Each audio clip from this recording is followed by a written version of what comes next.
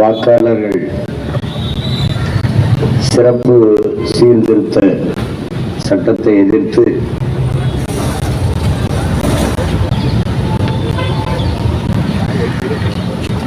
நாம் தமிழர் கட்சி முன்னெடுக்கிற ஆர்ப்பாட்டத்தில் பங்கேற்றிருக்கிற என் உயிர்க்கினிய உறவுகள் அனைவருக்கும் என்னுடைய அன்பும் வணக்கம்.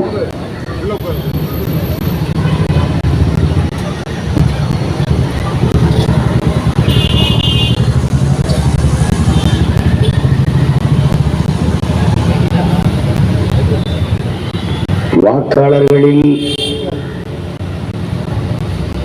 ஒரு சிறப்பு சீர்திருத்தம் என்று சொல்லும் போதே நமக்கு அதில் சந்தேகம், அச்சம், நடுக்கம் எல்லாம் வருகிறது. இவ்வளவு காலம் விட்டுவிட்டவர்கள் முன்வைப்பது போலி வாக்காளர்கள் அந்த வார்த்தையை பயன்படுத்துகிறார்கள்.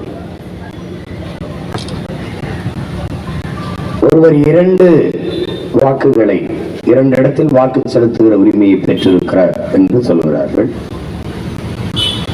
பிறகு இறந்தவர்கள் பெயர் அந்த வாக்காளர் பட்டியலிலே இருக்கிறது, அது நீக்கப்படவில்லை என்று சொல்கிறார். ஒவ்வொன்றாக நமக்கு எழுகிற கேள்வி,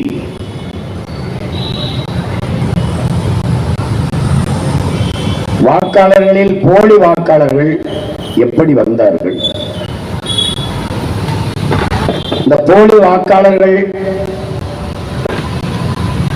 தொடர்ச்சியாக வாக்கு செலுத்துகிறார்கள் என்று சொல்கிறீர்கள். அவர்கள்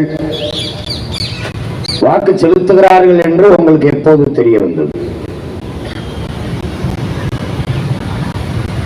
போலி வாக்காளர்கள் கணக்கில்லாது இருக்கிறார்கள் என்பதை இப்போதுதான் நீங்கள் கண்டுபிடித்தீர்கள் என்றால் இவ்வளவு காலம் என்ன செய்து கொண்டிருந்தீர்கள்? நினைவிழந்த நிலையில், கோமா நிலையில் படுத்திருந்தீர்களா? இப்போதான் கண் விழித்து பார்க்கிறீர்களா? குறிப்பாக நீங்கள் சொல்வது, ஐயா முதல்வர் ஸ்டாலின் அவர்களுடைய தொகுதியை பேட்டியிலே குறிப்பிடுகிறீர்கள். கொளத்தூரிலே 4100 வாக்கு போலி வாக்கு என்று சொல்கிறீர்கள். இந்த ஒரு தொகுதியில தான் போலி வாக்கு இருப்பதை கண்டுபிடித்தீர்களா? நாடெங்கிலும் போலி வாக்காளர்கள் இருப்பதை கண்டுபிடித்தீர்களா? அல்ல அந்த தொகுதியை தவிர வேற எந்த தொகுதியிலும் போலி வாக்காளர்கள் இல்லையா? போலி வாக்காளர்கள் வாக்கு செலுத்தி அவர் வெற்றி பெற்றிருக்கிறார் என்றால் அந்த வெற்றி செல்லாது என்று அறிவிக்கிற துணிவு, நேர்மை உங்களுக்கு உண்டா?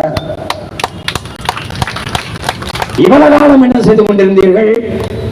10 ஆண்டு கால பாரதிய ஜனதா ஆட்சி, இப்போது 24 வெற்றி பெற்று 2 ஆண்டுகளை தொட இருக்கிறீர்கள். இப்போதுதான் போலி வாக்காளர்கள் இருப்பதை நீங்கள் கண்டுபிடிக்கிறீர்கள். தமிழ்நாட்டில் ஒரே ஒரு தொகுதியில் தான் போலி வாக்காளர்கள் இருப்பது போல நீங்கள் பேசுகிறீர்கள்.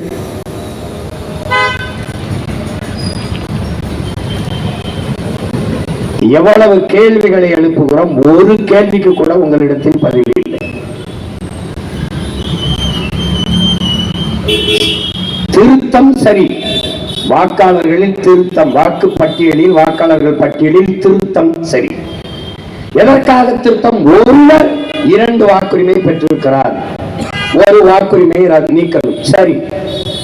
அதை கண்டுபிடித்து நீக்க வேண்டியது உங்கள் கடமை, தேர்தல் ஆணையத்தின் கடமை. ஒருவர் 2 இடத்தில் வாக்குரிமை பெற்றிருக்கார் என்றால் அதை கண்டு நீக்குங்கள், யாரும் எதிர்க்க போறது இல்லை. ஆனால் ஒரு கேள்வி, இவ்வளவு காலம் ஏன் நீக்காதிருந்தீர்கள்? ஒருவர் 2 வாக்கு செலுத்துகிற உரிமையை பெற்றிருக்கிறார் என்பதை எப்போது கண்டுபிடித்தீர்கள்? இறந்தவர்கள் வாக்குப்பட்டியலில் இன்னும் இருக்கிறார்கள். இறந்தவன் இறப்பு சான்றிதழை தாக்கல் செய்கிறானா இல்லையா, சமர்ப்பிக்கிறானா இல்லையா, ஒப்படைக்கிறானா இல்லையா?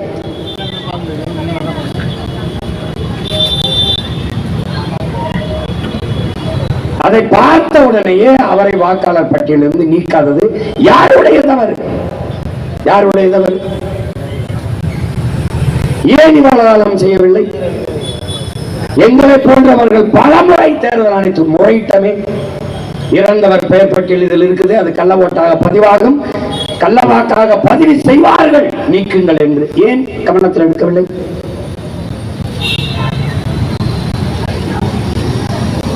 என்று சிறப்பு சீர்திருத்தம் என்ற பெயரிலே SIR ஒண்ணு, சார்னாவே பிரச்சனை தான் நமக்கு. அது அந்த சார் எந்த சார் என்று கொஞ்ச நாள் ஓடிட்டு இருந்தது. இப்ப இந்த சாரு எந்த சார்னு நமக்கு தெரியுது. ஸ்லேவ் ஐ ரிமைன் சார்னா அதுக்கு விரிவாக்கம் தான். வெள்ளக்காரனை பார்த்து சார் சார் நம்ம போட்டது ஸ்லேவ் ஐ ரிமைன். எஜமா நான் உங்க அடிமை இன்னும் நினைவில் வச்சிருக்கேன், அதை நான் மறக்கல. அந்த சார் தான் இந்த எஜமானுக்கு இப்ப நம்ம அடிமை. அன்றைக்கு வெள்ளையர்கள் நம்மளை அடிமைப்படுத்தி ஆளும் போது உரிமைக்காக போராடினோம். சுதந்திர போராட்டம், விடுதலை போராட்டம். இன்னைக்கு விடுதலை பெற்ற இந்தியாவில் அதே உரிமைக்காக இந்த கொள்ளையர்களை, இந்த இவர்களை எதிர்த்து போராடி கொண்டிருக்கிறோம். ஜனநாயக நாட்டில் வாக்கு என்பது ஒவ்வொரு குடிமகனின் அடிப்படை உரிமை, மதிப்புமிக்க உரிமை, ஒரு வலிமை மிக்க ஆயுதம் ஜனநாயகத்தில் குடிகளின் கையிலே ஒப்படைக்கப்பட்டிருக்கிறது. அதைத்தான் புரட்சியாளர் அம்பேத்கர் மதிப்புமிக்க நமது உரிமையை சில ரொட்டி துண்டுகளுக்காக விற்பது என்பது அவமானகரமானது என்று அறிவுறுத்துகிறார். அப்ப மதிப்புமிக்க உரிமை, மக்களாட்சியை ஏற்றுக்கொண்ட ஒரு நாட்டின் குடிகளுக்கு இருக்கிற கடைசி கருவி வாக்குதான், ஓட்டுதான். அந்த உரிமைதான். அந்த உரிமையை பெறுவது, அதை பாதுகாப்பது, அதை தக்க வைத்துக் கொள்வதிலே இவ்வளவு பிரச்சனை என்றால் இது உண்மையிலேயே ஜனநாயக நாடுதானா?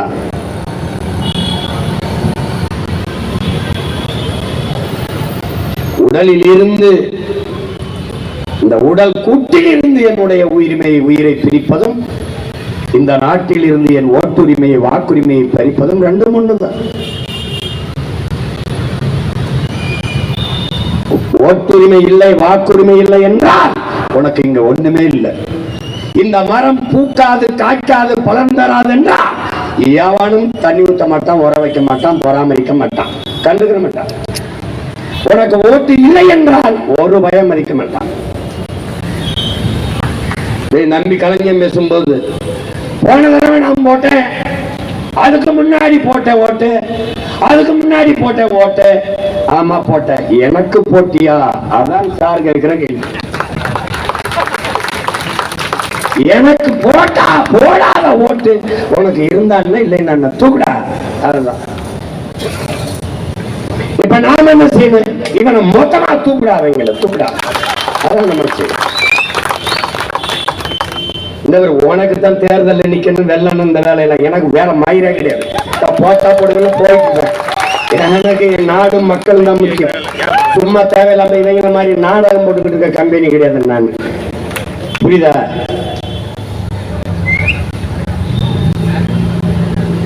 என்ன வேலை பாருங்க, என்ன வேலை இது?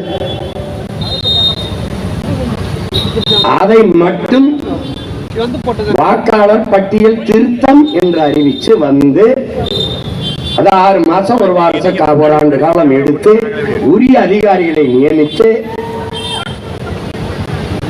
நீ அதை செஞ்சிருக்கணும். எந்தெந்த இடத்துல யார் யாரு 2 வாக்கு செலுத்துகிறார் என்று கூட கண்டு உணராத நீ என்னத்துக்கு தேர்தல் ஆணையம் ஒரு நாடகம் பண்ணி வச்சிருக்க? இந்த கேட்கறதுக்கு ஏதாவது பதில் சொல்றியா? இது ஜனநாயக நாடுன்ற இந்த நாட்டுல எல்லா தலைவரும் பார்க்கிறாங்கடா. இடைத்தேர்தல் என்றாலே ஆட்சி, எந்த கட்சி ஆட்சியில் இருக்கோ அதான் ஜெயிக்குங்கிறான். சொல்றானா இல்லையா? அப்ப இது ஜனநாயகமாடா? எந்த கட்சி ஆட்சியில் இருக்கிறதோ அதுதான் இடைத்தேர்தலை வெல்லும் என்றால் அதுக்கு பொருள் என்ன, அர்த்தம் என்ன, என்ன நம்ம புரிஞ்சுக்கிறது? அவன்கிட்ட தான் அதிகாரம் இருக்கும், அவனுக்கு தான் உளவுத்துறை, காவல்துறை, தேர்தல் ஆணையம் எல்லாம் அவர்களுக்காக தான் வேலை செய்வார்கள். அதனால் அவர்கள் கள்ளவாக்கு போடுவார்கள். அவர்கள் எண்ணுவதான் வாக்கு, அவர்கள் எண்ணி சொல்லுவதுதான் வாக்கு. அப்படின்னா எப்படி? அப்ப எதுக்கு இது ஜனநாயக நாடு என்று சொல்கிறாய்? எப்படி? ஐயா கருணாநிதி இருக்கும்போது, ஆட்சியில் இருக்கும்போது அம்மையார் ஜெயலலிதா இடைத்தேர்தலில் போட்டியிட மாட்டார்கள். அதிமுக இருக்கும்போது திமுக போட்டியிடாது. ஆனால் 2 பேரும் இருக்கும் போதும் இடைத்தேர்தலில் துணிந்து போட்டியிட்ட ஒரே அரசியல் இயக்கம் நாம் தமிழர் கட்சி மட்டும்தான். விக்கிரவாண்டியில ஓடி போயிட்டார், எல்லாம் ஓடி போயிட்டார். நான் தான் இந்தியா, நான் தான் என்டிஏ. எங்க போனேன்? எங்க போனேன்?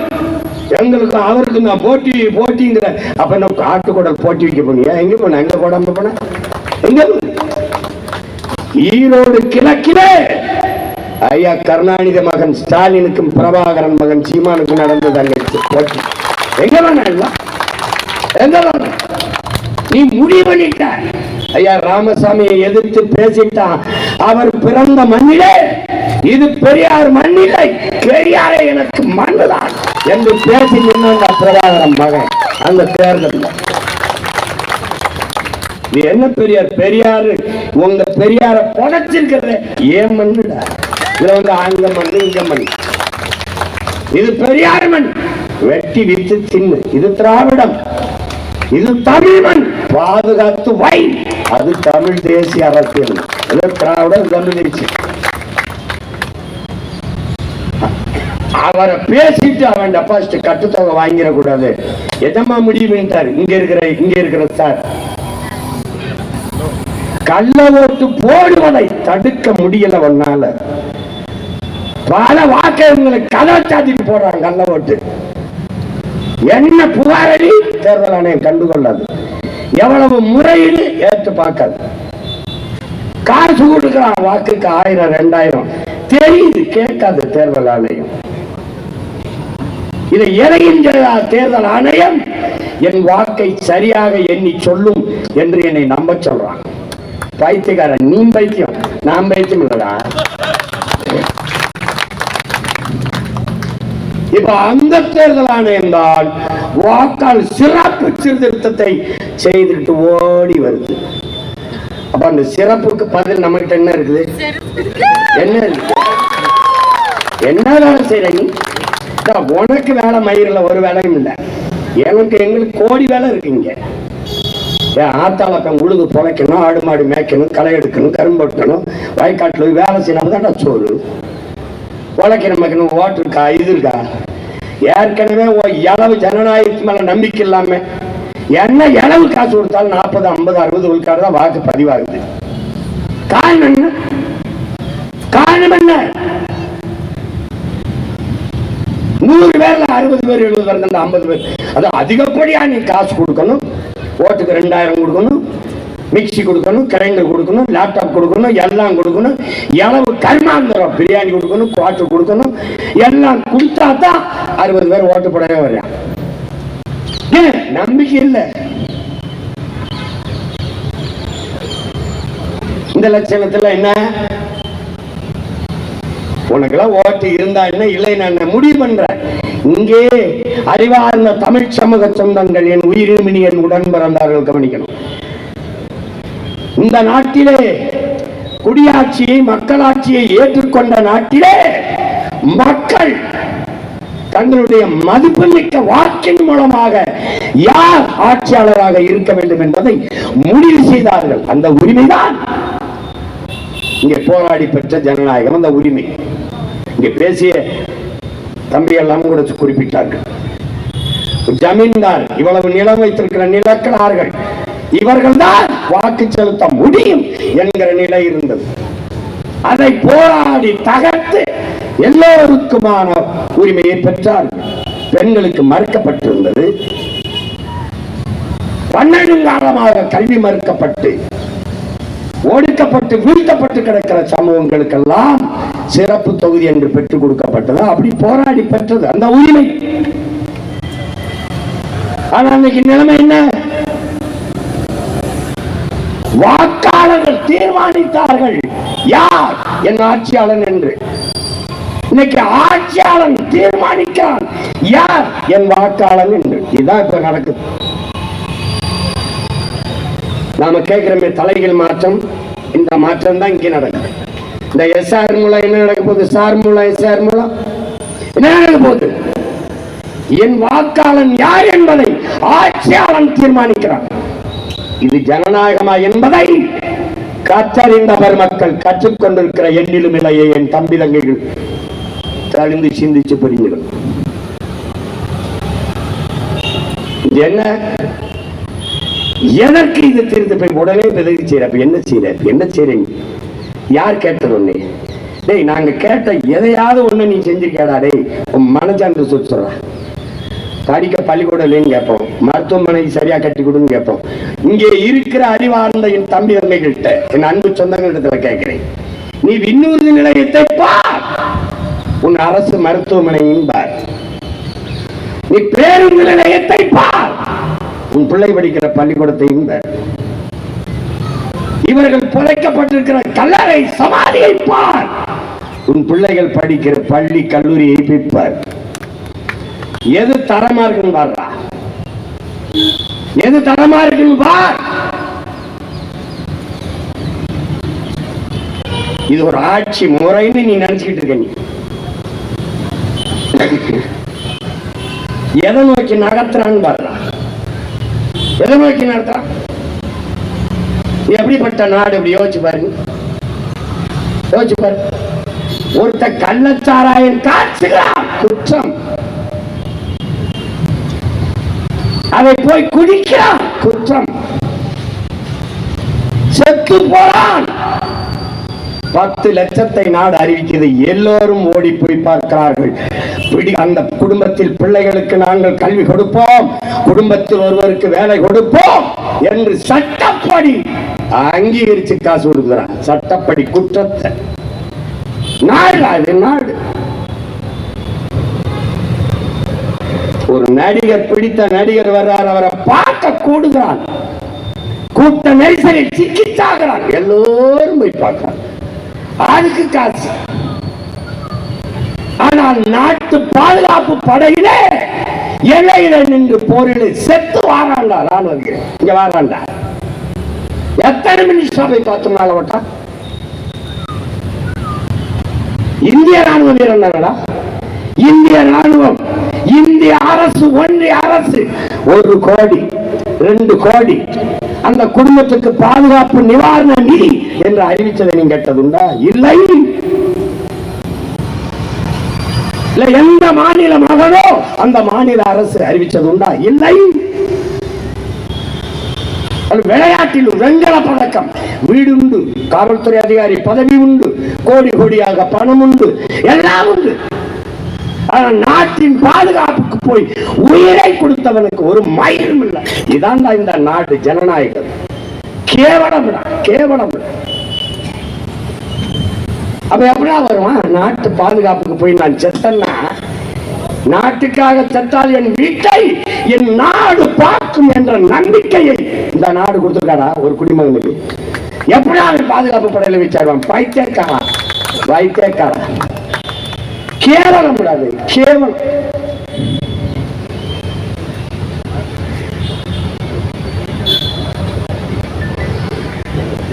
என்ன சொல்றீங்க? எவராது பேசுவார் அந்த கருத்து. இது எவ்வளவு பெரிய பாதிப்பு. இந்த கொண்டு வரவன் யாரா? இந்த எஸ்ஐஆர் இது கொண்டு வர்றது, இந்த சிறப்பு சீர்திருத்தத்தை கொண்டு வர்றது ஒரே ராத்திரில பணம் செல்லாதுன்னு சொன்னவங்க. பணம் செல்லாது. காரணம் என்ன? ஊழல் லஞ்சம் ஒழியும், கருப்பு பணம் ஒழியும். ஒழிஞ்சதா? ஒழிஞ்சதா? பிறகு எல்லா இடங்களிலும் அமலாக்கத்துறை சோதனை, வருமான வரி சோதனை நடக்கிறது. ஏன் ஒழியல? எத்தனை ஈடு போடுற, போட்ட இடத்துல எல்லாம் பணம் வாங்கியிருக்க. நீ ஊழல் ஒழிப்பாய் நாங்க நம்பணும். எப்படி இந்த கேள்வியை கேட்காதவன் எது எப்படி எப்படி உன்னால தூங்க முடியுது உனக்கு? சரி, பணம் செல்லாதுன்னு சொன்ன போது நீ சொன்ன காரணம் என்ன? ஊழல் லஞ்சம் ஒழியும், கருப்பு பணம் ஒழியும் அப்படின்னா எதுக்கு இவ்வளவு வேறு வீட்டுல விரட்டி வெட்டி எடுக்கிற? நீ பணம் செல்லாது என்று சொன்ன போது 50 நாளில் சொர்க்கத்தில் வைப்பேன் உங்களை என்று நம்முடைய மாண்புமிக்க பிரதமர் அறிவித்ததற்கு செத்து பல பேர் சொர்க்கத்துக்கு போனோடைய ஒருத்தரும் போட. அந்த காலத்தை நினைவுபடுத்திப்பார். எத்தனை பேர் வீதியில நின்னா, வங்கிக்கு முன்னாடி நின்னா, முதல் நாள் 2 நாள் முன்னாடியே போய் பணத்தை மாத்துறது. 1 லட்சம் கோடில இல்லடா, 5000 10,000 மாத்திரணும்னு போய் நின்னவன் எத்தனை லட்சம் பேர்னு என் கேள்விக்கு பதில் சொல்றான். ஒரு பணக்காரன் வங்கி வாசல்ல பணத்தை மாத்த நின்னா ஒருத்தனை சொல்றான். உன்னுடைய நண்பர்கள் அதானி அம்பானி எவனா இருக்கு, அவன் மனம்ல அப்படி மாறிச்சு. வெளிநாட்டிற்கு யார் சொல்லுவார்? யார் சொல்லுவா? பணம் செல்லாது என்று போயிட்ட. எவ்வளவு அறிவாளி நீ? 2000 ரூபாய் அடிச்சு கொண்டாண்ட, 2000 தான் 1000 ரூபாய் செல்லாதுன்ட்ட. நீ உண்மையிலே அறிவானவனா இருந்தா 1000 ரூபாய், அந்த 2000 ரூபாய் அடிச்சு வங்கிகளில் போய் சேமிச்சு எவ்வளவு பணம் மதிப்பிழக்க போகுதோ அந்த பணத்திற்கு இணையான பணத்தை வங்கிகளில் கொண்டு நிறைத்து விட்டு மக்களுக்கு அறிவிச்சு சொல்லணும். ஆனால் நீ ஆயிரத்துக்கு போய் அச்சடிச்சுக்கிட்டு இருக்க. இப்ப எங்க 2000 ரூபாய் செல்லுமா? யாராவது சொல்லு. இப்ப 2000 ரூபாய் செல்லுமா? செல்ல. அப்படின்னா என்ன தெரியுது? வேலை இல்லாத ட்ரெய்லர் இருக்காருல்ல, தையல்காரர், வேலை இல்லைன்னா யானைக்கு டவுசர் தப்பாருன்னு சொல்லுவாங்க எங்க ஊர்ல. அவர் சும்மா இருக்கிறதுக்கு பதிலாக சும்மா இருக்கணும், யானைக்கு ஒரு டவுசரை தப்பணும். அந்த யானைக்கு டவுசர் தக்கிற பையன்கிட்ட போய் நீ ஆட்சியை கொடுத்துட்டு அவன் என்னன்னு தெரியாம ஒரு யானைக்கு தப்போம், அப்புறம் பூனைக்கு தப்போம் தச்சுக்கிட்டு இருக்கான்.